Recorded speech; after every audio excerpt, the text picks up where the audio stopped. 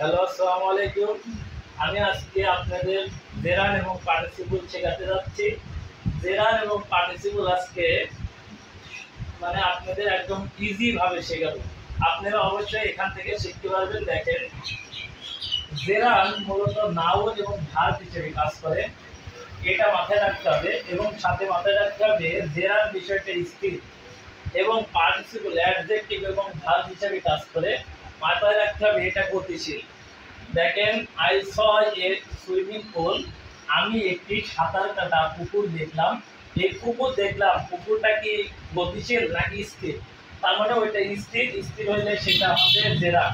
তার মানে প্রথমে আমাদের মাথায় রাখতে হবে জেরান বিষয়টা স্থির। স্থির হইলে সেটা হয়ে যাবে জেরান।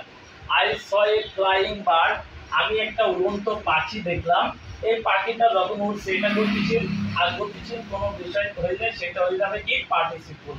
এটা হবে পার্টিসিপল। একইভাবে আরেকটা উদাহরণ দেওয়া যায়।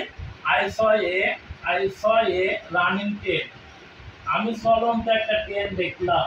এই যে ট্রেন, তার মানে এই রানিং ট্রেন মানে কি এটা গতিশীল, আর গতিশীল কোনো বিষয় হইলে সেটা হয়ে যাবে কি পার্টিসিপল। তার মানে প্রথমে আমরা বুঝতে পারলাম জেরান বিষয়টা স্থির এবং পার্টিসিপল বিষয়টা গতিশীল। এবং আমরা 3 নম্বর রুলসে দেখি যে কি বলছে। এম ইজ আর এর আগে যদি কোনো সময় ভার্ব প্লাস আইএনজি হয় তাহলে সেটা হবে জেরান।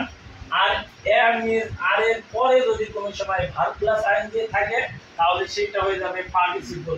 যেরকম reading is a good habit, এই ইজ এর আগে আছে এম ইজ আর এর আগে যে ভার্ব প্লাস আইএনজি আছে, এই যে এম ইজ আর এর আগে যে ভার্ব প্লাস আইএনজি থাকবে সেটা হয়ে যাবে জেরান। আর এখানে আছে হি ইজ রিডিং, মানে এম ইজ আর এর পরে যে ভার্ব প্লাস আইএনজি থাকবে সেটা পার্টিসিপল। সেই কারণে এটা পার্টিসিপল। আর এই রিডিংটা এম ইজ আর এর আগে আছে, তাই এটা হয়ে যাবে জেরান। তারপরে আমরা চতুর্থ রুলসে দেখি, আর্টিকেল এবং প্রিপজিশনের মাঝে যে ভার্ব প্লাস আইএনজি সেটা হয়ে যাবে জেরান। কিন্তু আর্টিকেল এবং নাউন খুব সুন্দর করে খেয়াল করতে হবে। আর্টিকেল আর প্রিপজিশনের মাঝে যে ভার্ব প্লাস আইএনজি সেটা জেরান, আর আর্টিকেল আর নাউনের মাঝে যে ভার্ব প্লাস আইএনজি সেটা পার্টিসিপল। দেখেন, the reading of news paper, এখানে আছে আর্টিকেল আর এই অফটা কি প্রিপজিশন, তার মাঝে যে ভার্ব প্লাস আইএনজি সেটা হয়ে যাবে জেরান। এই জেরান। আর এখানে আছে রোলিং স্টোন গেটার স্নোমোস, এখানে আছে এ, এটা আর্টিকেল, আর স্টোন মানে পাথর, এটা হলো ম্যাটেরিয়াল নাউন। তার মানে নাউন এবং আর্টিকেল এবং নাউনের মাঝে আছে যে ভার্ব প্লাস আইএনজি সেটা হয়ে যাবে পার্টিসিপল। খুব সুন্দর করে খেয়াল করতে হবে, আর্টিকেল আর প্রিপজিশনের মাঝে ভার্ব প্লাস আইএনজি থাকলে হয়ে যাবে জেরান, আর আর্টিকেল আর নাউনের মাঝে যদি ভার্ব প্লাস আইএনজি থাকে তাহলে সেটা হয়ে যাবে পার্টিসিপল। তারপরে রুলসটা কি বলছে, প্রিপজিশন ইলার ভার্ব প্লাস আইএনজি, যদি প্রিপজিশনের পর কোনো ভার্ব প্লাস আইএনজি থাকে সেটা হয়ে যাবে জেরান। যেরকম I am fond of reading holy Quran, তার মানে এই অফ প্রিপজিশনের পরে যে ভার্ব প্লাস আইএনজি সেটা হয়ে যাবে কি জেরান। আর অবজেক্টের পরে যদি কোনো সময় ভার্ব প্লাস আইএনজি থাকে তাহলে সেটা হয়ে যাবে পার্টিসিপল।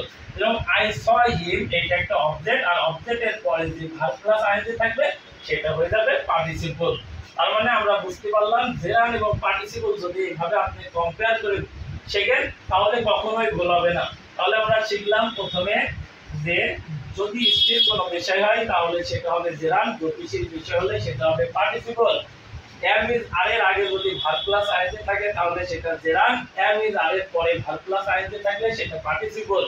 আর্টিকেল আর প্রিপজিশনের মাঝে যে ভার্ব প্লাস আইএনজি থাকবে সেটা জেরান, আর্টিকেল আর নাউনের মাঝে যে ভার্ব প্লাস আইএনজি থাকবে সেটা পার্টিসিপল।